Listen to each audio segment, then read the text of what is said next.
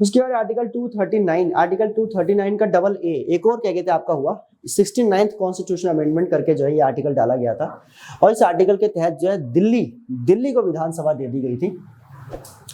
मैं दिल्ली के बारे में थोड़ा डिटेल से बात करूंगा, 10-15 मिनट में आपसे चाहता हूं कि दिल्ली के बारे में आप लोग ले लें, यहाँ तक जो चीजें हैं वो उसको उतार ले आप, नहीं तो आप स्क्रीनशॉट ले लें। मैं एक बार दिल्ली पे आ जाऊं जरा, क्योंकि दिल्ली है दिल वालों की,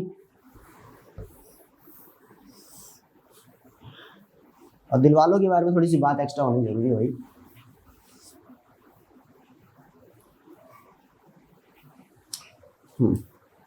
आर्टिकल 239 का डबल ए, इसको लाया गया था 69th कॉन्स्टिट्यूशनल अमेंडमेंट से, और यहां पर क्या हुआ कि दिल्ली को जो है लेजिस्लेटिव असेंबली दे दिया गया, लेजिस्लेटिव असेंबली दे दिया गया। मैं थोड़ी सी इसकी कहानी आपको बताता हूँ। 1951 तक, 1951 से लेकर 56 तक बल्कि, और 1947 से कह लो आप, चलो मैं यहीं तक रोकता हूँ। दिल्ली जो था वो क्या था, पहले हमारे जितने भी पार्ट थे, पार्ट ए बी सी के अंदर पार्ट सी में आता था, मतलब दिल्ली पहले एक स्टेट की तरह हुआ करता था। और दिल्ली के पहले प्रधानमंत्री चौधरी ब्रह्म प्रकाश, एक बार ऐसे ही बोल दिया उत्तर प्रदेश के पहले प्रधानमंत्री, बच्चे भड़क गया मुझ पर, सर जी काहे के पॉलिटी के टीचर आप हैं, आपको इतना नहीं पता कि उत्तर प्रदेश में मुख्यमंत्री होता है। मगर माफ कर दो यार, हो गई गलती। पहले क्या होता था कि पहले स्टेट के जो होते थे प्रधानमंत्री होते थे, बाद में जब हमारा कॉन्स्टिट्यूशन बना तब जाके हमने जो है वहां मुख्यमंत्री का पद रखा, और बाद में जो है अगर प्रधानमंत्री का पद जो है वो सिर्फ पूरे देश के लिए, क्योंकि पहले तो सारे के सारे स्टेट अपने आप में रजवाड़े की तरह ही जी रहे थे, इन सब ने अपने एडमिनिस्ट्रेशन के लिए वहां पर प्रधानमंत्री अपॉइंट कर रखा था। अभी देखोगे मुगलों को पढ़ोगे, मुगलों में क्या है, एक हुआ करता था वजारत, जिसे विजारत भी कहते कई बार, और इसी वजारत से एक पद निकलता था वजीर, और वजीर क्या था, प्रधानमंत्री। तो बादशाह के साथ चलता था प्रधानमंत्री। तो ऐसा नहीं है, मतलब कुल मिला के पहले वाकई में स्टेट के अंदर प्रधानमंत्री होते थे, तो मैंने ऐसे ही बोल दिया। तो दिल्ली के पहले मुख्यमंत्री, प्रधानमंत्री जो आप कहना चाहे, दैट इज चौधरी ब्रह्म प्रकाश। चौधरी ब्रह्म प्रकाश यही नागलोई के थे, नागलोई जाट के थे। नागलोई इनकी विधानसभा थी मेरे हिसाब से, आई थिंक, जहाँ तक मुझे सही से याद है, नागलोई जाट इसके थे। शुरुआत में ये एक स्टेट की तरह ही काम कर रहा था पार्ट सी में। बाद में 1956 में आपका जो है स्टेट रीऑर्गेनाइजेशन एक्ट आ गया, स्टेट्स रीऑर्गेनाइजेशन एक्ट आया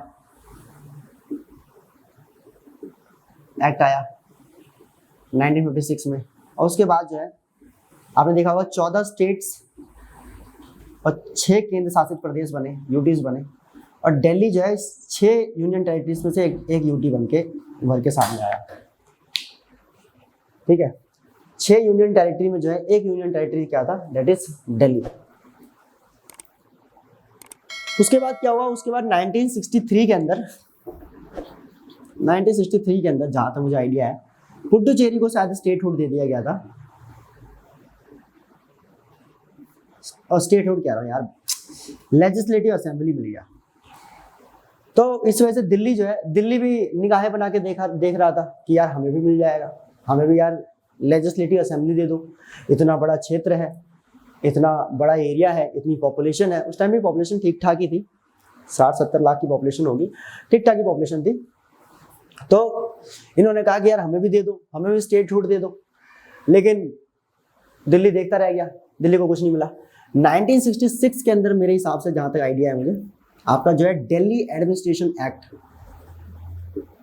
पास किया गया, और दिल्ली के एडमिनिस्ट्रेशन एक्ट के तहत जो है यहाँ पर पूरे स्टेट की रिस्पॉन्सिबिलिटी जो है वो एक यूटी की रिस्पॉन्सिबिलिटी एक एडमिनिस्ट्रेटर के पास रख दी गई, और वही जो है इसके पूरे एडमिनिस्ट्रेशन को देखते थे।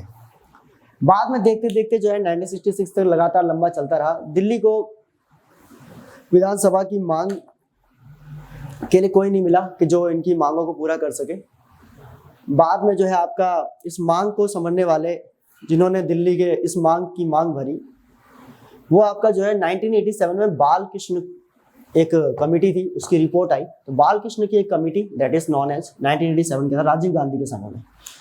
तो 1987 में आप देखेंगे बालकृष्णन कमेटी, बालकृष्णन कमेटी कह लो या रिपोर्ट कह लो। अच्छा ये तो पहले से ये क्या कहते हैं, ये तो कह रहे थे कि हमें स्टेटहुड दे दो। दिल्ली कह रहा था हमें चाहिए स्टेटहुड, हमें ना चाहिए यूटी वूटी या लेजिस्लेटिव असेंबली। तो बालकृष्ण रिपोर्ट जो है, इस बालकृष्ण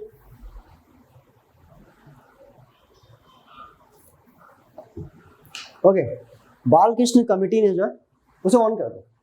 बालकृष्ण रिपोर्ट में क्या हुआ, इन्होंने कहा कि देखो सर दिल्ली जो है पहली बात तो नेशनल इंपॉर्टेंस की है, ठीक है, क्योंकि दिल्ली के अंदर मैंने आपको पहले बताया लोकसभा है, राज्यसभा मतलब संसद है, सुप्रीम कोर्ट है वहाँ पर, ठीक है ना, सर्वोच्च न्यायालय है, उसके बाद आपका जो है आरबीआई है, राष्ट्रपति भवन है, और भी जितने जो नेशनल इंस्टीट्यूशन है वो सारे यहीं पे है, रो यहीं पे है, आईबी यहीं पे है, एनआईए है, मतलब एनआईए तो खैर अभी नया नया पैदा हुआ है, मतलब कुल मिला के जितने भी बड़े बड़े जो नेशनल इंस्टीट्यूशंस हैं, डिप्लोमेटिक इंस्टीट्यूशंस हैं, कम्युनिटीज हैं, वो सारी की सारी कहाँ पर विराजमान है, दिल्ली में। तो उन्होंने कहा कि सर ठीक है इस इलाके को आप प्लीज जो है ऐसे ना छोड़े, बल्कि इसको जो है आप जो है इसका सम्मान करें। और बालकृष्ण कमेटी की रिपोर्ट जो थी, कमेटी की जो रिपोर्ट थी, वो कमेटी की रिपोर्ट क्या थी, उस कमेटी की ये रिपोर्ट थी कि एक काम करो सर, दिल्ली को आप स्टेटहुड मत दो, लेकिन दिल्ली को जो है विधानसभा दे दो सर। दिल्ली को विधानसभा देना बनता है सर, अब ये कोई बात होती है? अच्छा लगता है कि मतलब दिल्ली बार बार आपके सामने आके खड़े हो जाता है। अरे दिल्ली है दिल वालों की, ठीक है, दिल्ली को आप ऐसे परेशान कर रहे हैं, अच्छा लगता है ये सब देख के, हैं दिल नहीं पिघलता आपका? एक चीज जैसा मैं देख लूं, तो उन्होंने कहा कि सर दिल्ली को दे दो आप, ऐसे ना रुलाओ दिल्ली को, ठीक है। तो he said, I mean this particular committee's report said that I think we should allow Delhi to have a legislative assembly. Legislative assembly होना जरूरी है सर दिल्ली के पास। तो उन्होंने कहा दिल्ली को लेजिस्लेटिव असेंबली दे दिया जाए सर, और आपका जो है दिल्ली को साथ में ये भी डिमांड उठी कि भाई दिल्ली जो है दिल्ली को लेजिस्लेटिव असेंबली जो है वो दे दिया जाए सर। इसको यूटी रहने दो आप, कोई दिक्कत नहीं, लेकिन इनको क्या दे दो, लेजिस्लेटिव असेंबली दे दो, जिससे कि अपने क्षेत्र में अपने नेताओं को चुने, अपने विधायकों को चुने, और विधायक मिलकर अपने मुख्यमंत्री को चुने, और मुख्यमंत्री उस पर्टिकुलर एरिया की जो है रिस्पॉन्सिबिलिटी को हैंडल करे। तो ये वाली बात जो है कह दी गई, ये वाली बात जो है, हाँ समझे, ये वाली बात कह दी गई। लेकिन कह दिया गया कि दिल्ली जो है, दिल्ली के अंदर दिल्ली के पर्टिकुलर जगह को जो है जितना दिल्ली है उतने से एरिया को जो है नहीं दिया जा सकता लेजिस्लेटिव असेंबली। तो इसीलिए जो है दिल्ली के आसपास के इलाकों को भी इसमें ऐड ऑन कर लीजिए सर आप, और इसको जो है आपको नेशनल कैपिटल रीजन के तौर पे जो है इसे डेवलप कीजिए। तो दिल्ली को बनाइए दिल्ली एनसीआर। तो दिल्ली एनसीआर, तो उन्होंने कहा कि दिल्ली एनसीआर, दिल्ली के अंदर जनसंख्या के कम होने की वजह से विधानसभा के लिए जो एप्रोप्रिएट जनसंख्या चाहिए वो जनसंख्या जो है दिल्ली को दी जाए। और इस तरह से 69th कॉन्स्टिट्यूशनल अमेंडमेंट का ये मतलब कि ये दिल्ली एनसीआर का मतलब कि आप आई विल से ऑफर दिया गया कि आप दिल्ली एनसीआर में कन्वर्ट कीजिए, और दिल्ली के आसपास के इलाकों को भी, जिसमें आप देखेंगे दिल्ली के अंदर दिल्ली जो मेन दिल्ली जो है वो तो है ही आपका, प्लस आपका जो है हरियाणा के अंदर से आप देखेंगे कि कई सारे इलाके आते हैं, जैसे सबसे मेन इलाका जिसमें जो है आपका गुरुग्राम है, गुरुग्राम, और यहाँ से आपका जो है राजस्थान से जो है अरवल है, अलवर का इलाका राजस्थान से है, ठीक है, और इधर से नोएडा का इलाका जो है दैट इज उत्तर प्रदेश से। पहले वो बेसिकली इलाका जो था वो बेसिकली ओखला का था, ओखला, तो उत्तर प्रदेश से ओखला का इलाका दिया गया, और इन सारे इलाकों को मिक्स करके जो है और भी इलाके, मैं ये नहीं कह रहा कि सिर्फ यही है, और भी इलाके कई सारे हैं, ठीक है, गाजियाबाद भी है आपका, ठीक है, तो ये सारे के सारे इलाके जो है लगभग मिलाकर लगभग आप इसकी पूरी लिस्ट जो है गूगल पे जाके चेक कर सकते हैं। और इस तरह से दिल्ली एनसीआर का रखा गया कि दिल्ली एनसीआर की पूरी पॉपुलेशन अगर हम मिला देंगे तब हम विधानसभा तो हम बना ही सकते हैं, कोई दिक्कत वाली बात नहीं है। इस तरह से इसको डिसाइड किया गया।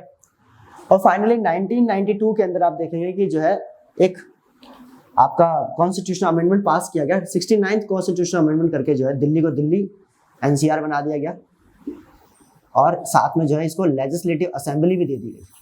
और 70th कॉन्स्टिट्यूशनल अमेंडमेंट करके जो है इन दिल्ली के अंदर 7 जो है लोकसभा की सीटें दी गई और 70 विधानसभा की सीटें दी गई। और 70 विधानसभा की सीटों के बाद जो है 3 राज्यसभा की सीटें भी थी, राज्यसभा की सीटें ध्यान रखेंगे, राज्यसभा की सीट दी गई। और इस पूरे के पूरे इन सबको जो है प्रेसिडेंट के इलेक्शन के अंदर जो है प्रेसिडेंट और राज्यसभा के इलेक्शन के अंदर इसे ऐड ऑन कर लिया गया, ठीक है, कि ये भी पार्टिसिपेट कर सकते हैं। इस तरह से दिल्ली जो है फाइनली बनकर तैयार हुआ, दिल्ली एनसीआर बना, दिल्ली को अपना विधानसभा मिला, ठीक है, ध्यान रखेंगे, दिल्ली को एनसीआर मिला। और दिल्ली में उसके बाद क्या हुआ, दिल्ली में चुनाव हुए 1993 में मेरे हिसाब से चुनाव हुए थे, 1993 से लेकर 1996 तक के चुनाव हुए थे। पहला चुनाव 1993 से लेकर 96 तक का चुनाव था, जिसमें आपके मतलब चुनाव तो 5 साल का था। पहले चुनाव मतलब कि पहले चुनाव वाले जो थे वो ज़्यादा दिनों तक टिक नहीं पाए। तो दिल्ली में 1993 में आई थिंक चुनाव हुआ था पहला, जिसके अंदर मदन लाल खुराना जो थे, मदन लाल खुराना ये हमारे देश के जो है दिल्ली के जो है पहले मुख्यमंत्री बने। He became the first chief minister after legislative assembly, when it became the legislative assembly Delhi. जब दिल्ली जो है लेजिस्लेटिव असेंबली बना तो पहला जो चुनाव हुआ उस चुनाव के अंदर मदन लाल खुराना जो थे वो पहले मुख्यमंत्री के तौर पर जो है चुने गए। शायद रिजल्ट 96 से लेकर मतलब 96 तक ये रहे थे। फिर 1996 में जो है आपके साहिब सिंह वर्मा जो है वो दिल्ली के मुख्यमंत्री बने। उसके बाद 1998 में जो है आपके 1998 में साहिब सिंह वर्मा के जाने के बाद जो है सुषमा स्वराज जो हमारे देश की पहले मुख्यमंत्री विदेश मंत्री भी थी, अभी हाल ही में हमने खोया है सुषमा स्वराज को, one of my favourite politician in female. Sahib Singh Verma के ही अभी बेटे परवेश वर्मा आई थी मेरे हिसाब से, जो अभी सांसद भी है दिल्ली के अंदर, 7 सांसद में एक सांसद लोकसभा के वो भी है। और सुषमा स्वराज 1998 में, ये ज़्यादा दिन रही नहीं थी, अक्टूबर में शायद मेरे हिसाब से बनी थी और दिसंबर में शायद जो है इनका पोस्ट जो है चला गया था। तो 1990 में फिर फ्रेश सिलेक्शन हुए शायद दिल्ली में, और दिल्ली में हाँ फ्रेश सिलेक्शन हुए थे। और 1998 में फिर शीला दीक्षित जो है वो मुख्यमंत्री बन के आई थी, और वो लगभग 15 साल तक जो है मुख्यमंत्री रही श्रीमती शीला दीक्षित। आप शीला दीक्षित की कभी, अभी तो खैर स्वर्गीय हो गई है, वो भी दोनों स्वर्गीय हो गए हमारे मुख्यमंत्री, बल्कि चारों मुख्यमंत्री हमारे बीच में नहीं है। आप कभी इनकी कहानी कभी पढ़ना श्रीमती शीला दीक्षित की, मतलब वैसे नहीं कह रहा मैं, आई विल से मतलब प्रोफेशनल लाइफ में नहीं कह रहा, एज ए पॉलिटिशियन नहीं कह रहा, पहले की लाइफ। मतलब इनके हस्बैंड जो थे वो भी बहुत ही बड़े पॉलिटिशियन, उत्तर प्रदेश के शायद बड़े पॉलिटिशियन, कांग्रेस के बड़े नेता थे। उन्हीं के घर में इनकी शादी हुई थी, लेकिन शादी हुई कैसे थी वो सुनना आप। इनके हस्बैंड जो थे इनके हस्बैंड को मना कर दिया था शायद शादी के लिए, इस आधार पे, मतलब शीला दीक्षित के पेरेंट्स ने, कि मतलब वो कुछ थे नहीं, वो स्ट्रगल के दिनों में थे। एंड फिर बताते हैं कि 1 से 2 साल बाद जो है वो IAS ऑफिसर बन के पहुंचे थे सीधा शीला दीक्षित का हाथ मांगने के लिए। तो इसीलिए UPSC वालों से पंगा नहीं लेना चाहिए, ठीक है। इसका क्या चैप्टर क्या है, किसी सिविल सर्विसेज की तैयारी करने वाले से पंगा लेना चाहिए, कब जो है वो कब तहलका मचा दे कोई पता नहीं रहता, ठीक है। तो 2013 तक श्रीमती शीला दीक्षित जो है सरकार में रही। उसके बाद 2013 से लेकर जो है आपके मुख्यमंत्री अभी तक 2022 तक अभी आगे कंटिन्यू है, दैट इज श्री अरविंद केजरीवाल जी। तो अरविंद केजरीवाल हमारे अगले मुख्यमंत्री के तौर पे आप देख सकते हैं, मतलब कि रहे। और इनको भी लगभग जो है 13 से लेकर 22 लगभग 8 साल कंप्लीट हो चुके हैं, 90 में शायद मेरे हिसाब से अभी हैं।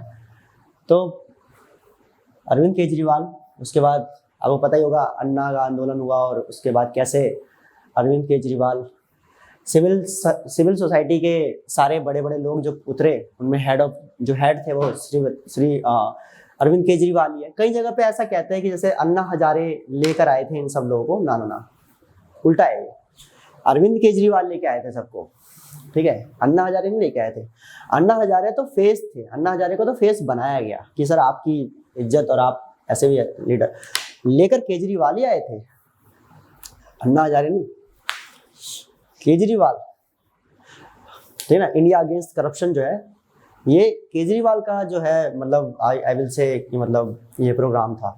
उस प्रोग्राम को लीड करने की जिम्मेदारी जिनके हाथों में दी गई थी वो अन्ना हजारे को दी गई थी, और बाकी साथ में फिर जितने भी थे आपके अरविंद केजरीवाल हो गए, मनीष सिसोदिया हो गए, संजय सिंह हो गए, कुमार विश्वास हो गए, आपके प्रशांत भूषण हो गए, किरण बेदी हो गई, गोपाल राय हो गए आपके, उसके बाद वो किसानों का नेता है योगेंद्र यादव, शायद मेरे सामने से योगेंद्र यादव हो गए स्वराज पार्टी वाले, तो लगभग और भी बहुत सारे लोग थे, मैं नाम लूंगा तो खैर एक लंबी फहरिस्त बन जाएगी।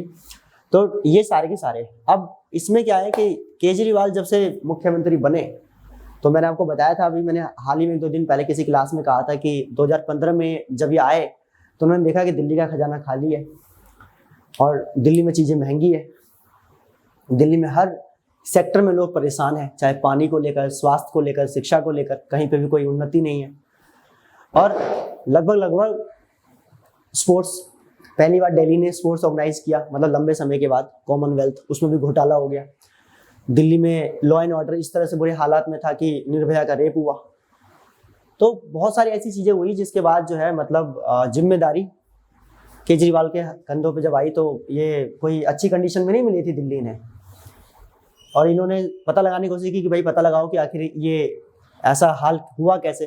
तो पहले हमारी श्रीमती शीला दीक्षित जो है उन्होंने तो किया ही था, लेकिन पहले जो केजरीवाल ये बोलकर आए पॉलिटिक्स के अंदर कि मैं किसी का साथ नहीं लूंगा, बाद में क्योंकि होता है ना, वो शुरुआत में होता है, थोड़ी बचकानी स्टेटमेंट हो जाती है, अच्छे लोगों की हो जाती है, ठीक है। गठबंधन जो है वो गठबंधन कोई गलत अरेंजमेंट नहीं है अच्छी अरेंजमेंट है, बस ये है कि बशर्ते उसको चलाने का तरीका, अगर मुखिया सही हो तो बहुत अच्छे चलते हैं, ऐसी बात नहीं है। हालांकि इसके एग्जाम्पल अभी मेरे पास आ नहीं रहे तो मैं आपको दूंगा नहीं लेकिन इतना जरूर है कि ऐसा नहीं है, अरेंजमेंट गलत नहीं है, ये भी ठीक अरेंजमेंट है। जैसे बेस्ट एग्जांपल में आप यूपीए और आप एनडीए ले सकते हैं। एनडीए देखो, यूपीए देखो आप, ठीक है ना। तो नेशनल स्टेज पे तो खैर चल जाते हैं नो डाउट, मतलब आपके वैसे में चलने में थोड़ा मुश्किल है। एनडीए क्या है? एनडीए एक ऐसा समूह है जो एक समान विचारधाराओं के लोगों का समूह कह सकते हैं आप। यूपीए भी एक समान विचारधाराओं के लोगों का समूह है वो। तो इसी तरह के समूह अगर बनाए जाए तो क्यों नहीं। अगर अरविंद केजरीवाल प्रधानमंत्री का सपना देश में देखते हैं तो उनको इस तरह के किसी संगठन को बनाने की आवश्यकता है। वो भी कैसे कुछ ऐसा संगठन बनाए जिस संगठन से जो है वो पूरे देश के तमाम उन विचारधाराओं, समान विचारधाराओं के लोग जो है उनकी पार्टी से जुड़े और देश में जो है उनकी सरकार बने। अगर मतलब खैर they understand very well, but मैं दूसरी चीज कह रहा हूँ एक कि यहाँ पे क्या है कि आपके केजरीवाल जब आए दिल्ली में तो दिल्ली की हालत खराब थी काफी ज्यादा, और उसके बाद आप देखेंगे कि इन्होंने शिक्षा में, स्वास्थ्य में, पानी में, बिजली में, उसके बाद पानी की हालत तो खैर अभी भी गंदी है। पानी की किल्लत ये मैं नहीं बोलूँगा कि इसमें केजरीवाल दोषी है, दरअसल ये पानी की दिक्कत हर राज्य में है और बहुत बुरे बुरे हाल में है। पहले हमारे आपके ये गिरिराज सिंह जो सांसद थे नवादा से, बाद में अभी तो शायद बेगूसराय से हैं, कन्हैया कुमार को हराकर जो है बेगूसराय में सांसद बनने बैठे हैं। तो आप देखेंगे कि वहाँ नवादा के अंदर ही बहुत बुरा हाल है। ऐसा हाल था वहाँ पे लोग भूखे मर रहे थे। मैं एबीपी की एक पता नहीं घंटी बजाओ नाम का एक प्रोग्राम आता है, उस प्रोग्राम को देख रहा था, उसकी रिपोर्ट देख रहा था। मतलब इतना बुरा हाल था नवादा में। लोग बारिश का पानी जो रोड पे जम जाता है उस पानी को क्या कहते हैं निकाल कर जो है अपने घर का काम कर रहे हैं। तो आप समझ सकते हैं कितना बुरा हाल था। तो पानी की समस्या के ऊपर बहुत गंभीरता से आपको समझना चाहिए। एक वीडियो है, मैं आपको रिकमेंड करूंगा, वर्ल्ड डॉक्यूमेंट्री के ऊपर एक वीडियो है जिसने गंगा नदी के पूरे तंत्र को समझाया है और उसके साथ जितने भी राज्य आते हैं और उन राज्यों के बीच में कितनी दिक्कतें हो रही है, साथ में यमुना का भी बता रखा है। तो आप उस वीडियो को देखना तो आपको समझ में आएगा कि पानी ऐसे नहीं कहते कि दुनिया में तीसरा विश्व युद्ध जो है वो पानी को लेकर होने वाला है। जरूर पानी की समस्या वाकई बहुत गंभीर है और यमुना का पानी एक तो गंदा बहुत है और जो है उसको फिल्टर करने में जो खर्चा है तो ऐसी, तो चलो ठीक है, वो भी बहुत सारे सब्जेक्ट्स हैं, बहुत सारे पहलू है बात करने के लिए।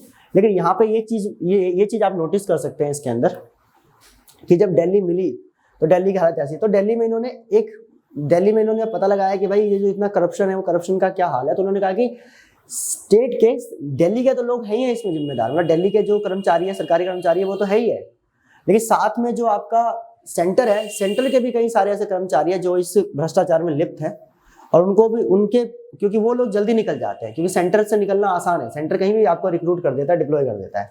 लेकिन स्टेट वाले की मजबूरी ये रहती है कि वो चाहे बच के जाएगा तो जाएगा कहाँ, एक डिस्ट्रिक्ट से दूसरे डिस्ट्रिक्ट जा सकता है, एक जिले से दूसरे जिले चले जाएगा, लेकिन वो स्टेट नहीं बदल पाएगा अपना। लेकिन सेंटर के पास ये अपॉर्चुनिटी होती है। तो सेंटर के कई सारे करप्टेड ऑफिसर्स जो थे वो स्टेट से बाहर, मतलब दिल्ली से बाहर निकल चुके थे, और ऐसे लोगों को पकड़ना जो था वो बड़ी दिक्कत वाली बात है। तो इसीलिए उन्होंने जो है एसीबी को, एंटी करप्शन ब्यूरो को जो है उन्होंने कहा कि आप जो है सेंटर के जितने भी ऑफिसर्स हैं उनको जो है उनको भी तलब कीजिए और उनसे पूछिए कि भाई आपके पास आधी इन्फॉर्मेशन आपके पास है तो बताइए कि इतना पैसा जो है था जो दिल्ली का वो कहाँ गया।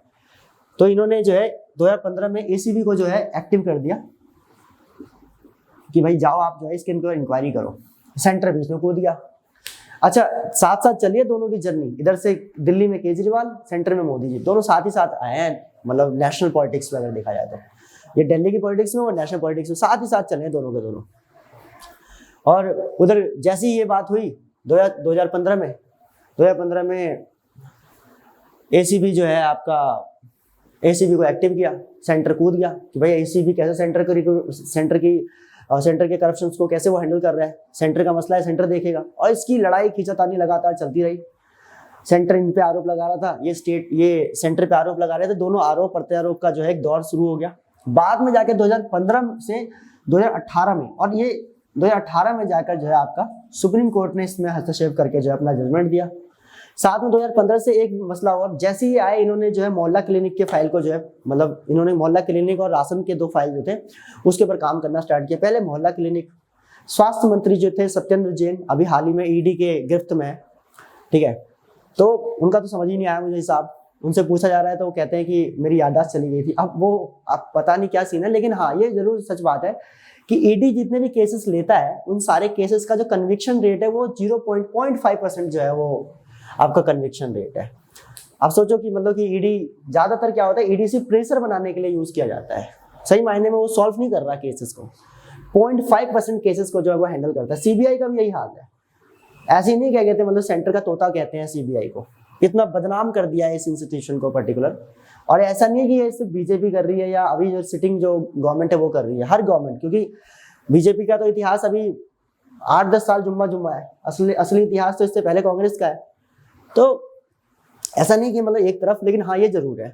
तो ईडी यहाँ पे एक तो ये सीन हो गया कि आपका 2015 में फाइल रुकवा दी गई, और 2015 की फाइल गवर्नर साहब ने डिस्क्रिशन के नाम पर रोक ली, और प्रेसिडेंट साहब ने आगे कुछ रिएक्ट ही नहीं किया।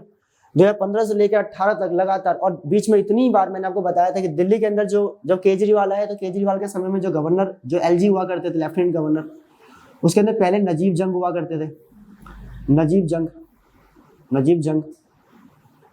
जंग से इनकी इतनी जंग हुई कि जंग में शहादत हो गई हमारे एलजी साहब की, बाद में इनको छोड़ना पड़ गया दिल्ली। उसके बाद जो है आपका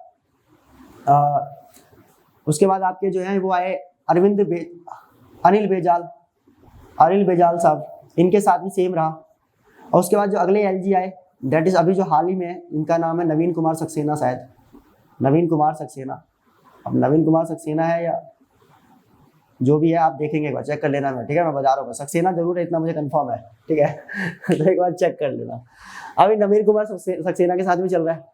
तो जब नजीब जंग के साथ चल रहा था मसला, उस टाइम पे भी बड़ा हुआ। नजीब जंग के टाइम पे तो जो चीफ सेक्रेटरी थे, पता नहीं अतुल सिंघल समथिंग नाम था उनका, उन पे तो ये आरोप लगा कि जो है आम आदमी पार्टी के विधायकों ने तो ऑफिस में बुला के मारा उनको, तो उनको अकेले में पकड़ लिया था।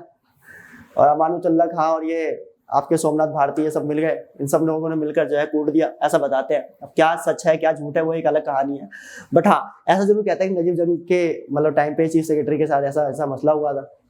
उसके अनिल बेजाल के समय पे भी बड़ा विवाद हुआ, तब भी ये धरने पे बैठ गए थे केजरीवाल ने सारे के सारे। और नवीन कुमार सक्सेना के टाइम पे तो अभी आपका यूनियन टेरिटरी जो है आपका अमेंडमेंट बिल अभी लेके आए 2020-21 में, तो ये भी पास हो गया कानून। तो मैं आपको धीरे धीरे करके सारी चीजें बता रहा हूँ, दिल्ली को आप सही से समझ लें एक बार। तो 2015 से लेकर 18 तक लगातार विवाद चलता रहा यहाँ पर, नजीब जंग के समय में और उसके बाद अनिल बेजाल के समय में। बाद में सुप्रीम कोर्ट ने कहा कि देखिए गवर्नर साहब, आपका काम जो है वो ऑब्स्ट्रक्ट नहीं करना है, आपका काम है फैसिलिटेट करना। आप स्टेट के साथ जो है भिड़े ना, आपका काम है स्टेट के साथ कोऑपरेट करके वहां के विकास के लिए काम करना, पहली चीज ये। दूसरी चीज ये है कि जब यूटी को यूटी दिया गया, मतलब जब आपका बालकृष्णन रिपोर्ट के बाद जब 69th कॉन्स्टिट्यूशन अमेंडमेंट हुआ, तो सबसे बड़ी दिक्कत क्या होगी कि यूनियन टेरिटरी जो दिया गया है आपका दिल्ली को, उसमें आपका 3 आइटम जो है वो दिल्ली से छीन लिए गए, जिसमें से एक है एंट्री नंबर 1, एक है एंट्री नंबर 2, एक है एंट्री नंबर 18। एंट्री नंबर 1 क्या कहता है? एंट्री नंबर 1 कहता है एंट्री नंबर 1, एंट्री नंबर 2 और एंट्री नंबर 18। ये जो 3 है, इसमें से पहला वाला जो है वो आपका लॉ एंड ऑर्डर की बात करता है, या पब्लिक ऑर्डर क्या, लॉ एंड ऑर्डर या पब्लिक ऑर्डर, ये चीजें। प्लस आपका जो है एंट्री नंबर 2 कहता है आपका लैंड के मैटर्स, नहीं लैंड के नहीं, पुलिस के मैटर्स। और तीसरा होता है एंट्री नंबर 18 लैंड के मैटर्स। ये 3 चीजें जो है वो आपका दिल्ली से जो है लेकर किसको दे दिया गया? दिल्ली से लेकर जो है वो आपका दे दिया गया प्रेसिडेंट साहब को। यूँ कह लो प्रेसिडेंट साहब तो इतना टाइम तो है नहीं, तो वो किसको दे देंगे? गवर्नर साहब को जो है डेजिग्नेट कर देंगे इसके लिए, गवर्नर साहब। तो सुप्रीम कोर्ट ने कहा कि आप इस एंट्री नंबर 1, 2, 3 और सॉरी 1, 2 और 18, इन 3 मैटर्स में अगर कोई विवाद हो जाता है तो इन तीनों के मैटर में जो है आप फाइल को रिकंसिडर करने के लिए एज पर आर्टिकल 201 भेज सकते हैं। किसके पास? मतलब वो स्टेट का है, मगर यू अंडरस्टैंड मैं क्यों कोट कर रहा हूँ इसको। तो रिकंसिडर करने के लिए क्या कर दिया जाएगा, जो है ये फाइल जो है ये भेज दी जाएगी। कोई लॉ ऐसा पास हो रहा है जो इससे थोड़ा सा अगर इसको टसल में लेके सकता है या इसको कॉन्ट्राडिक्ट कर रहा है, एंट्री नंबर 1, 2 और 18 जो कोई सेंटर की पावर है इसको इस पे कानून बनाने की, अगर उसको छेड़ रहा है तो ही जाके आप जो है क्या कर सकते हैं, इंटरफेयर कर सकते हैं। अदरवाइज बाकी जितने भी ऑर्डिनरी लॉज होंगे जो इन एंट्री से अलग है और जो सारी पावर स्टेट की तरह इनको दी गई है स्टेट लिस्ट की, उन सब में आप जो है कोई इंटरफेयर नहीं करेंगे, बल्कि आप उसमें फैसिलिटेट करेंगे। साथ में एंटी करप्शन ब्यूरो को लेकर सुप्रीम कोर्ट ने कहा कि माना कि स्टेट जो है वो एंटी करप्शन ब्यूरो को हैंडल नहीं कर सकता क्योंकि वो सेंटर का मसला है, लेकिन सेंटर जो है एक अलग से एक कमीशन या कमेटी बनाए और उसके ऊपर जो है रिस्पॉन्सिबिलिटी दे कि जितने भी जो सेंट्रल के रिक्रूटमेंट्स थे या डिप्लॉयमेंट्स थे उन सब ने अगर कोई करप्शन किया है तो वो करप्शन का अमाउंट उनसे रिकवर करवाया जाए और बाकी लोगों को जो है हमारे पास भेजो, हम उनको सजा देकर जो अंदर जेल में डालेंगे। तो ये काम जो है सुप्रीम कोर्ट ने बाकायदा जो है 2018 में करके दे दिया।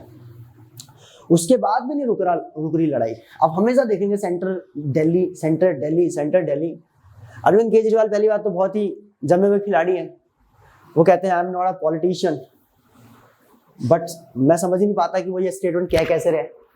खतरनाक पॉलिटिक्स खेलते हैं और कहते हैं कि फिर मुझे पॉलिटिशियन नहीं होना है।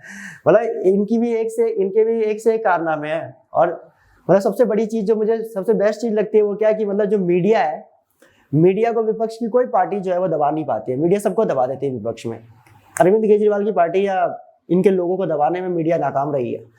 जितने भी स्पीकर रहे हैं इनके, चाहे राघव चड्ढा हो, चाहे क्या कहते हैं आपका सौरभ भारद्वाज हो, चाहे संजय सिंह हो, जो 3-4 लोग जो हैं ये कमाल के मतलब स्पीकर्स हैं और ये हावी हो जाते हैं। अरविंद केजरीवाल सिसोदिया तो खुद है ही अपने आप में। तो ऐसे में और अभी हाल ही में अभी जो देखेंगे सत्येंद्र जैन को जो है ईडी ने अपने जो है हवेली पे बुला रखा है और साथ में मनीष सिसोदिया की भी तैयारी चल रही है। अभी चल रहा है, बवाल चल रहा है पूरा, ठीक है। लेकिन खैर ठीक है, जो भी है पॉलिटिक्स अपनी जगह पे है, ओके। लेकिन काम भी करती है, ऐसी बात नहीं है। आम आदमी पार्टी ने काफी काम किया है दिल्ली के अंदर और आगे मतलब ये है कि काम अधूरा है अभी, वो काम का कोई फायदा नहीं होगा और वो काम जो है वो पूरा नहीं हो पाया और पूरा ही नहीं होने देने की पॉलिटिक्स है। आप समझना इस बात को, पूरा ही नहीं होने देने की पॉलिटिक्स है, क्योंकि जो डेवलपमेंट होता है ना ऑल ओवर दिल्ली के अंदर, डेवलपमेंट ऐसी वन टाइम में तो हो नहीं सकता, ग्रेजुअली होगा। और ग्रेजुअली होने के लिए जो है वो ग्रेजुअल होगा, सबको पता है हर जगह डेवलपमेंट ग्रेजुअली होता है, धीरे धीरे ही होता है। और वो बीच में ऑब्स्ट्रक्ट करने वाला काम ऐसा नहीं है, सेंटर ऐसा नहीं है कि सेंटर जो है वो ऑब्स्ट्रक्ट करता है तो वो अपनी मर्जी से कर रहा है। प्रॉब्लम यही है कि दिल्ली के लिए अभी देखेंगे लोकसभा का जो चुनाव हुआ था 2019 में, तो आम आदमी पार्टी किस मुद्दे पे लोकसभा के अंदर अपने 7 सांसद को उतारा था? उन्होंने इसी मुद्दे पे उतारा ही था कि हम अगर जीत गए, अगर हमारे 7 सांसद जीत गए तो लोकसभा के अंदर जाकर हम क्या मांग रखेंगे कि दिल्ली को यूनियन टेरिटरी के दर्जे से बाहर निकालो और अब इसे पूरा स्टेटहुड दो। आप देखो 1484 स्क्वायर किलोमीटर में फैला हुआ दिल्ली, जिसकी जनसंख्या लगभग 1,80,00,000 से भी ज्यादा है और अभी सेंसस आएगा तो 2 करोड़ से पार हो जाएगा, जिसे संभालने की जिम्मेदारी एक मुख्यमंत्री, एक राज्यपाल, एक पुलिस प्रशासन, 7 सांसद, 70 विधायक और 272 वार्डों पे काम कर रहे निगम पार्षद की और 3 राज्यसभा के भी सांसद है। तो इतने बड़े इस पूरे महकमे को चलाने के लिए जो है वो एक अकेला यूटी का स्टेटस काम नहीं कर सकता, स्टेट का। किसी भी मुख्यमंत्री को मुख्यमंत्री की फीलिंग कब आती है? जब उसके पास लॉ एंड ऑर्डर हाथ में होता है। सबसे बड़ी चीज है पुलिस, और उससे भी बड़ी इंपॉर्टेंट चीज है आपका लैंड। लैंड डेवलपमेंट के लिए कितना इंपॉर्टेंट है। रोड निकालनी है, कहीं लैंड चाहिए, कोई हॉस्पिटल एस्टेब्लिश करना है लैंड चाहिए, कहीं पे कोई कॉलेज जो है कहीं पे एस्टेब्लिश करना है तो लैंड चाहिए, कहीं पे कोई आपका पर्टिकुलर जो है कोई अलग इंस्टीट्यूशन सेटअप करना है, कोई आंगनवाड़ी भी सेटअप करनी है, कुछ भी सेटअप करना है, आपको उसके लिए लैंड चाहिए भाई। और वो तीनों चीजें किसके पास है? वो सेंटर के पास है। 1937 में जब इलेक्शन हुआ फर्स्ट टाइम, तो 1937 में इलेक्शन हुआ जब आपका, तो अब हाल क्या था कि उससे पहले जो है 1937 से पहले क्या था कि गवर्नमेंट ऑफ इंडिया एक्ट नहीं आया था। तो उसमें क्या था कि उससे पहले स्टेट्स को जो है ऑटोनॉमी नहीं दी गई थी, प्रोविंशियल ऑटोनॉमीज नहीं थी। प्रोविंशियल ऑटोनॉमी के बाद क्या हुआ कि प्रोविंसेस को जो है अपने खुद की अलग अलग पुलिस जो थी वो उनको दे दी गई, जो कि किसके लिए काम करती थी? पहले वाइसराय के लिए काम करती थी या सेंटर के लिए काम करती थी। अब वो किसको दे दी गई? वो स्टेट को दे दी गई। और आपने देखा होगा कि लगभग आपका जो है 9 स्टेट के अंदर खड़ी सरकार बन गई थी कांग्रेस की 1937 के इलेक्शन के अंदर। उस टाइम पे बड़ी लहर थी पंडित जवाहरलाल नेहरू की, प्लस आपका डॉक्टर सुभाष चंद्र बोस की। तो इनके नेतृत्व में जो है 11 में से 9 राज्य में सरकार बनी और 2 में लगभग कहीं ना कहीं अपनी जगह बनाने में ये वहां पे भी कामयाब रहे। और 11 स्टेट में इतना दबदबा हुआ और हर स्टेट के अंदर पुलिस किसके हाथ में थे? स्टेट के हाथ में। अब वही पुलिस जो भगा भगा के मारती थी सारे के सारे आंदोलनकर्ताओं को, अब वही पुलिस जो है वो उनकी सुरक्षा के लिए खड़ी है। अब कहीं रैली हो रही है तो उनके साथ जो है पुलिस जा रही है साथ साथ में उनकी सुरक्षा के लिए। लोग भाग रहे हैं पुलिस वाले को देखकर, जैसे भाग रहे हैं अब जो है पुलिस वाला रोक कर आपको कह रहा है गोलू कहाँ भाग रहा है, रुको यहाँ पे, क्या कर रहे थे? तो चोर वोर दिखा तो बता देना, मार मार के जो है ऐसी जगह लाल कर देंगे, जहां बैठेगा हमें याद करेगा। तो यहाँ पर क्या हुआ कि भाई लोग हैरान हो गए कि यार ये पुलिस यार हमें दौड़ा दौड़ा के मारती थी यार सोच रही है हमारे काम आ रही है यार, ये हमारी सुरक्षा के लिए खड़ी है। तब लोगों को लगा कि भैया ये होती है क्या आजादी? ये मतलब जब देश हमारा होगा तो ऐसा होगा क्या? ऐसी होगी आजादी? बोला भैया बिल्कुल ऐसी ही आजादी होगी, कूद जाओ सारे के सारे आजादी के आंदोलन के अंदर। आप देखो 1942 में जब भारत छोड़ो आंदोलन हुआ, गांधी जी क्या बोलकर चले गए जेल में? उन्होंने कहा कि भाई अगर मैं अरेस्ट हो जाता हूँ, कांग्रेस के बड़े बड़े नेता अगर अरेस्ट हो जाते हैं तो सारे के सारे लोग जो बचे हुए होंगे उनमें से समझ लेना कि हर एक अपने आप में गांधी है, हर इंसान अपने आप में गांधी है, हर इंसान अपने में नेहरू, राजेंद्र प्रसाद सब है। और खुद ही आंदोलनकर्ता बनकर जो है इस पूरे के पूरे आंदोलन को जो संभालना। और 42 के अंदर जितनी भीड़ आई थी उतनी तो कहते हैं कि आपका 1999 में भी नहीं आई थी नॉन कॉपरेशन में, इतनी 1930 में भी नहीं आई थी आपका जो है सिविल डिसओबीडियंस में, जितनी 42 में आई। तो सबसे बड़ी पावर ही स्टेट की क्या होती है? Land, police, law and order. और वही जो है वो दिल्ली के पास नहीं है। तो 2019 के लोकसभा के चुनाव के अंदर आम आदमी पार्टी ने कहा कि भाई हम जो है अगर जीत गए 7 जगहों पे, तो 7 जगहों पे हम क्या करेंगे? हम 7 जगहों पे जो है जो 7 के 7 लोग लोकसभा में जाएंगे वो क्या डिमांड उठाएंगे कि हमें पूर्ण राज्य चाहिए, पूर्ण राज्य का दर्जा चाहिए। 7 के 7 सीटों पे चुनाव हुआ और 7 के 7 सीटों पे जो चुनाव हुआ तो 7 सीटों के अंदर आप देखेंगे कि 7 में से 7 सीटें जो है वो बीजेपी जीत गई और 7 में से 0 सीटें, मतलब 7 में से 0 सीटें जो है वो आपकी आम आदमी पार्टी के हाथ में आई। तो लोकसभा का सपना टूट गया इनका। 7 सांसद आप देखेंगे, अगर दिल्ली के 7 सांसद कौन है तो एक तो सांसद आपके हो जाएंगे मनोज तिवारी, उसके गौतम गंभीर भी इस बार चुनाव में खड़े हुए थे, वो भी जीते। मीनाक्षी लेखी, उसके हर्षवर्धन जो हमारे अभी हाल ही में जो हेल्थ मिनिस्टर थे, उसका परवेश वर्मा या परवेश राणा जो कह लीजिए आप, परवेश वर्मा ही कह लो आप, उसका हंसराज हंस।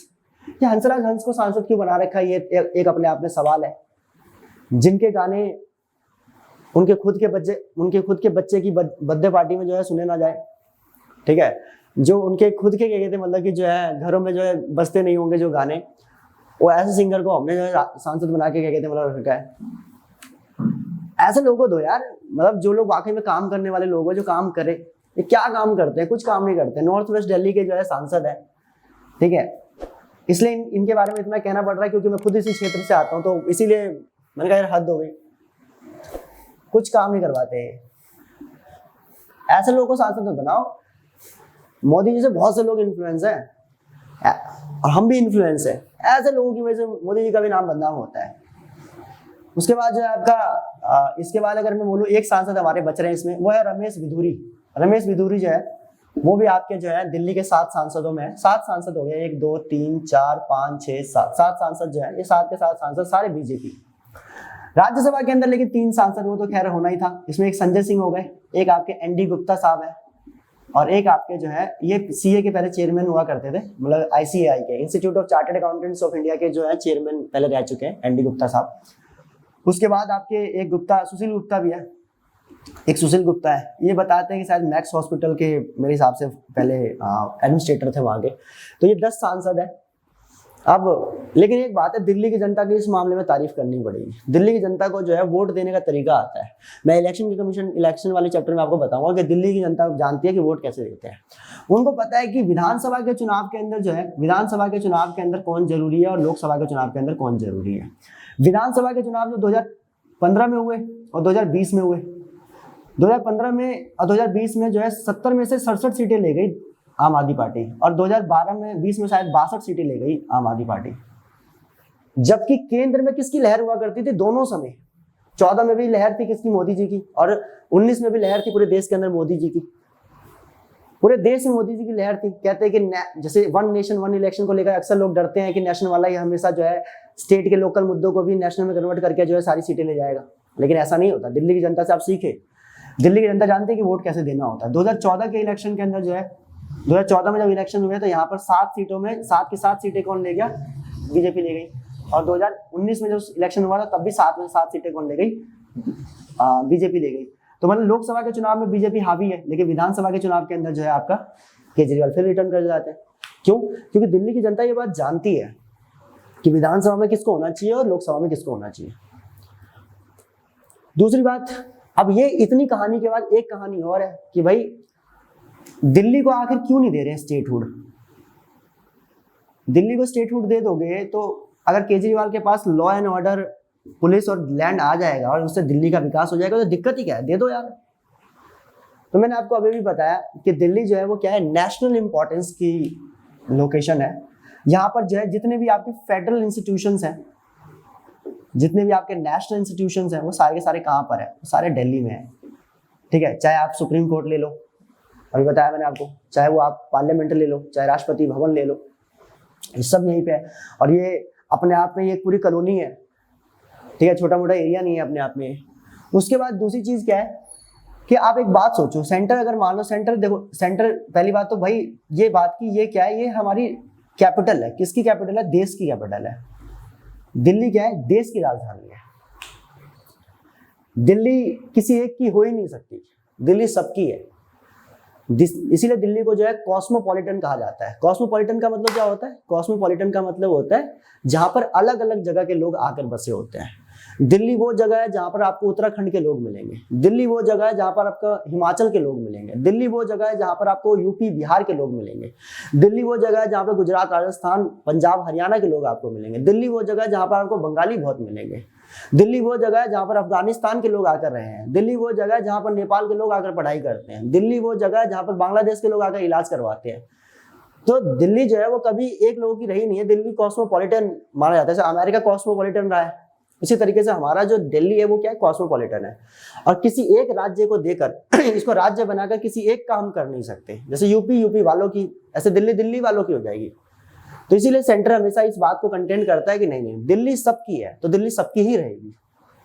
दूसरी बात क्या, जैसे आपको मैंने बताया था आर्टिकल 51 क्या कहता है? इंटरनेशनल जो एग्रीमेंट्स होते हैं, इंटरनेशनल पीस एंड हार्मोनी को प्रमोट करना है।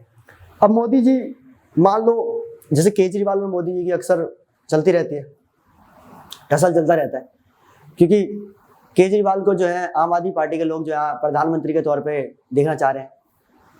तो इसीलिए भाई अब प्रधानमंत्री जो पहले सिटिंग में है या जिस पार्टी का है, वो पार्टी तो कभी नहीं देखना चाहेगी उस पार्टी को जो हमारे प्रधानमंत्री को हटाकर दूसरा अपना प्रधानमंत्री बना रहा हो।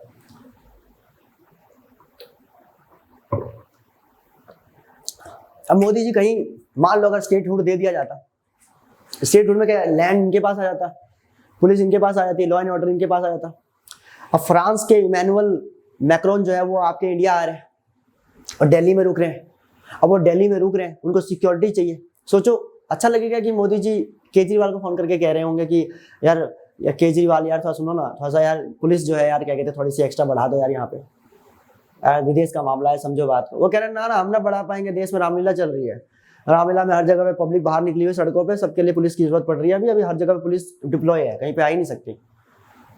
यार हद होगी यार, बताओ इंटरनेशनल मैटर हो जाएगा। यहाँ पे फ्रांस के प्रधानमंत्री आ रखे, कोई सीन हो गया तो खाली पीली जो है पूरे देश को नुकसान हो जाएगा। फ्रांस से हम जो है राफेल मंगवाते हैं, फ्रांस से हमारे जो है कितने सारे बिजनेस एग्रीमेंट्स हैं, बिजनेस टाइप्स हैं हमारे उसके साथ। आप जो है कह रहे रामलीला चल रही है हमारे देश के अंदर, बताओ आप रामलीला के चक्कर में महाभारत करवा बैठेंगे तो अच्छा लगेगा कि भाई मोदी जी उनसे रिक्वेस्ट कर रहे हैं। या मान लो कि आपके फ्रांस से ही जो है इंटरनेशनल सोलर अलायंस जो है साइन कर लिया, वो कह रहे हैं हमें गुड़गांव में नहीं लगाना, हमें दिल्ली में लगाना है इसका प्लांट। अब दिल्ली में प्लांट लगाना है, केजरीवाल से फिर रिक्वेस्ट कर रहे हैं कि यार लैंड दे दो यार, जमीन दे दो यार, जमीन। वो अलग बात है कि सेंटर अपने कॉन्स्टिट्यूशनल पावर्स का इस्तेमाल करके छीन लेगा, 365 के अंदर डायरेक्शन देकर निकाल लेगा, लेकिन आप सोचो ना, रिक्वेस्ट तो करनी पड़ेगी। तो इसलिए जो है वो कहता है कि नहीं नहीं नहीं नहीं नहीं, सेंटर दिल्ली दे देगा, कैसी बात कर रहे हो यार आप। सेंटर स्टेट मतलब कि दिल्ली जो है वो पूरी तरह से अगर आज जाती है, क्या कहते हैं, स्टेटहुड में जाती है, इससे फायदा तो बहुत है, नो डाउट बहुत फायदा है। अब आप एक बात सोचो, दिल्ली में सबसे बड़ी प्रॉब्लम क्या है? दिल्ली में मल्टी लेयर एजेंसीज हैं,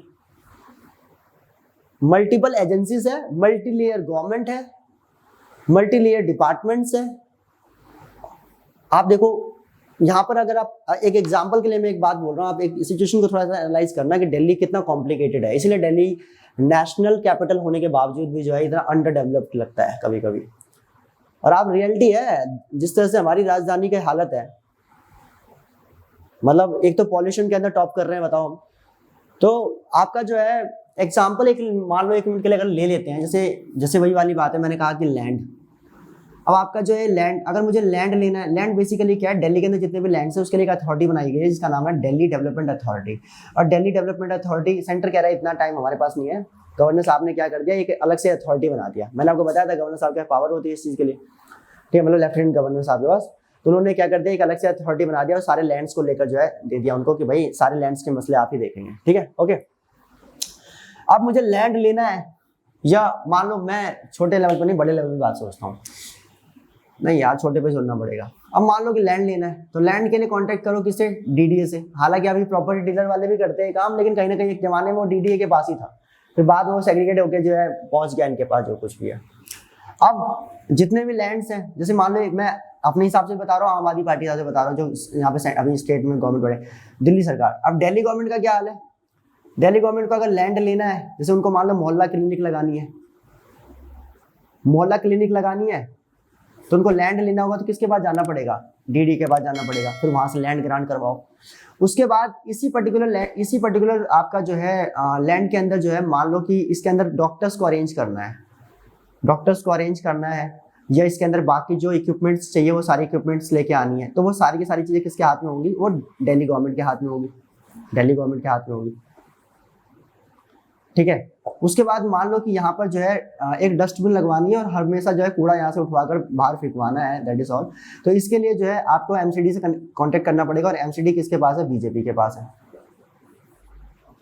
अब मान लो कि इस पूरे के पूरे इलाके में कहीं सिक्योरिटी को लेकर कोई कंसर्न हो गया, तो उसके लिए पुलिस के पास जाना पड़ेगा। पुलिस किसके पास है, सेंटर के पास है, मतलब बीजेपी के पास है। समझ रहे बात को आप। और अगर मान लो कि यहाँ के लिए कोई इवेंट करवाना है, कुछ करवाना है, तो लॉ एंड ऑर्डर जो है वो किसके हाथ में, वो आपका जो है एसडीएम के हाथ में है। और वो किसके पास है, गवर्नर साहब, मतलब सेंटर के पास है। समझ रहे, मतलब एक पर्टिकुलर पर्सन है ही नहीं जिससे बात करे।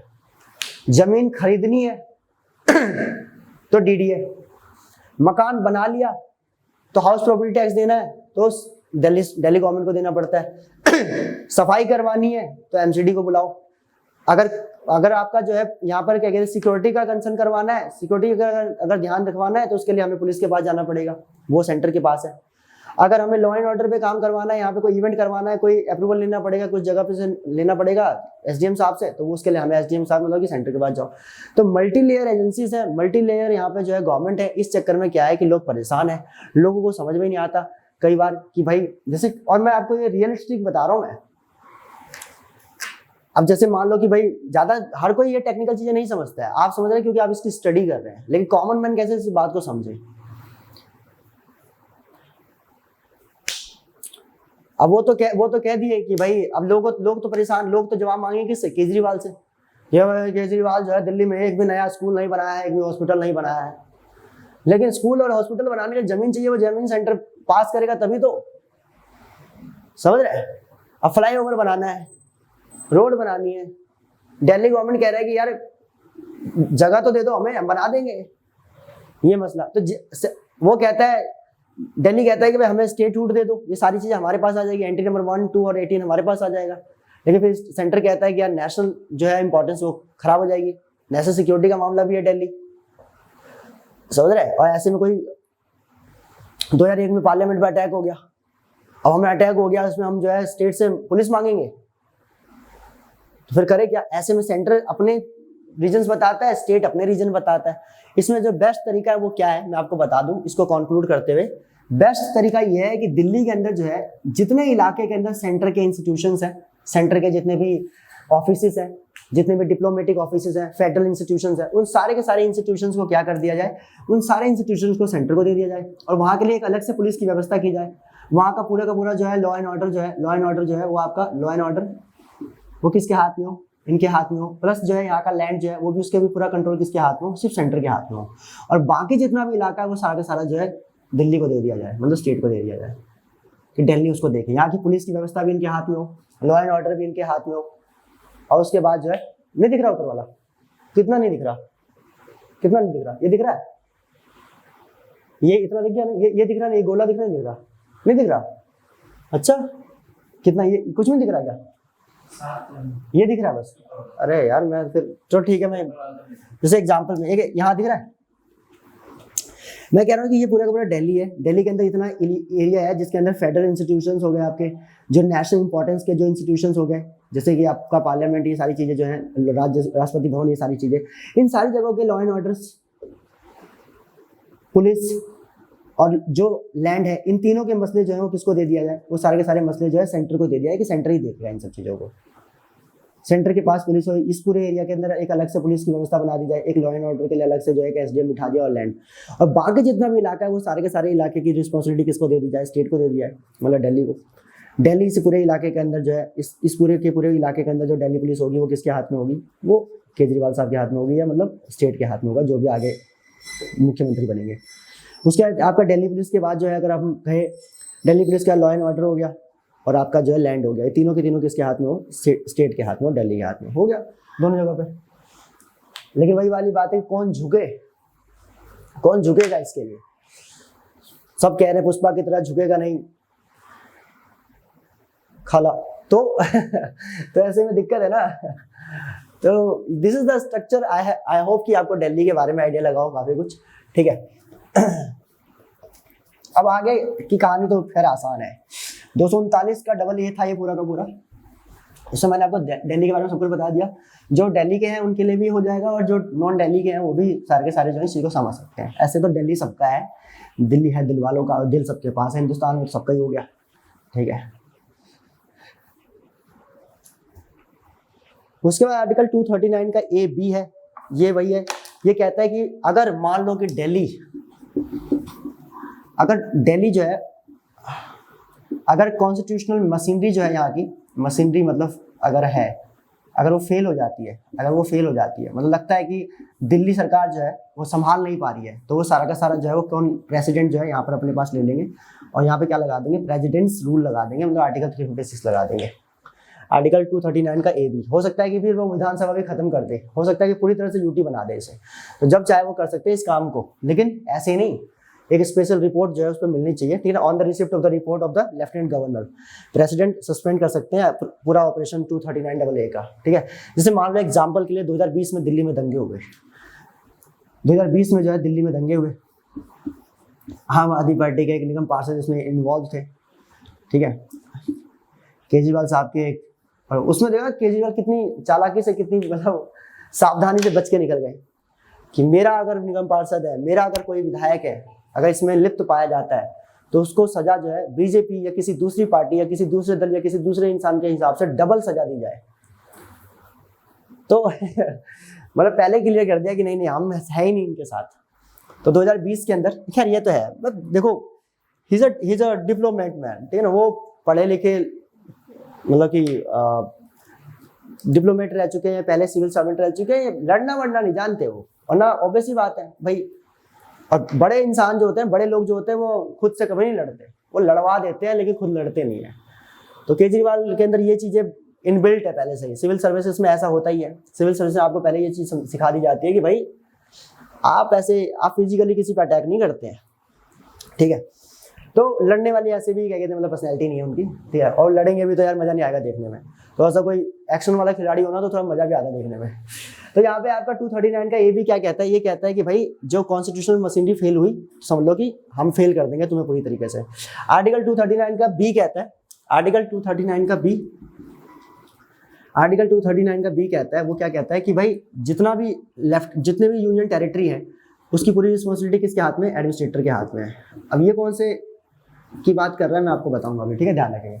Power of administrator to promulgate ordinances. अच्छा, यूनियन टेरिटरी के एडमिनिस्ट्रेटर जो है उनके पास एक पावर है, सॉरी ये आर्टिकल ये कहता है कि यूनियन टेरिटरी के जितने भी आपके एडमिनिस्ट्रेटर हैं उनके पास पावर है क्या करने की, ऑर्डिनेंस इशू करने की। अगर मान लो कि सेशन ऑफ है, तो सेशन अगर ऑफ है तो वो क्या कर सकते हैं, आपके जो है ऑर्डिनेंस को इशू कर सकते हैं, ध्यान रखेंगे, लेजिस्लेचर के अंदर। अब ये वाली बात है एडमिनिस्ट्रेटर, ये एडमिनिस्ट्रेटर तो मतलब जो होते हैं वो आपके कौन से में होते हैं, ये होते हैं आपके मतलब आई विल से मतलब जो है उन जगहों पे जहाँ पे लेजिस्लेटिव असेंबली नहीं होती, मतलब होती है, सॉरी नहीं होती, लेजिस्लेटिव असेंबली जहाँ जहाँ नहीं होती है वहाँ पे एडमिनिस्ट्रेटर होते हैं, मैंने आपको अभी भी बताया था। तो ये ऑर्डिनेंस सेशन के ऑफ में कैसे इशू कर रहे हैं, ये बेसिकली सारे यूनियन टेरिटरी के लिए जो है साइमल्टेनियसली जो है ये आर्टिकल दिया गया है 239 का बी, कि ऑर्डिनेंस जो है इशू कर सकते हैं जब जो है अगर सेशन जो है ऑफ चल रहा है, ठीक है, ध्यान रखेंगे। विधानसभा में अगर कानून, विधानसभा भी जो है एक्टिव नहीं है, सेशन नहीं है, तो ऐसे में कोई कानून लेके आना इंपॉर्टेंट है तो वो लेके आ सकते हैं, कोई दिक्कत वाली बात नहीं है। और बाकी जगह के एडमिनिस्ट्रेटर्स हैं जो अंडमान निकोबार में, लक्षद्वीप में है, तो वो भी प्रेसिडेंट से जो है प्रेसिडेंट को पूछकर या प्रेसिडेंट के बिना भी जो है वो चाहे तो मतलब लेके आ सकते हैं, उसमें कोई प्रॉब्लम वाली बात नहीं है।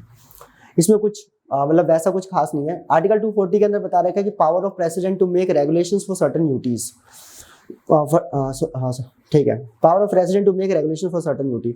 प्रेसिडेंट साहब के पास पावर है, आर्टिकल 240, आर्टिकल 240 कहता है कि प्रेसिडेंट साहब के पास पावर है, आर्टिकल 240 कहता है कि प्रेसिडेंट साहब के पास क्या है, पावर है, क्या करने की, लॉ बनाने की। किसके लिए लॉ बनाने के लिए, किसके लिए, एक अंडमान निकोबार, एक लक्षद्वीप के लिए, एक दादर नागर और एक दमन द्वीप, शायद चंडीगढ़ है भाई, चंडीगढ़ नहीं है, चंडीगढ़ नहीं है, पुडुचेरी भी है, पुडुचेरी भी है, ठीक है। पुडुचेरी के लिए भी जो है अगर वो चाहे तो कानून बना सकते हैं, ये सारी पावर है, ध्यान रखेंगे।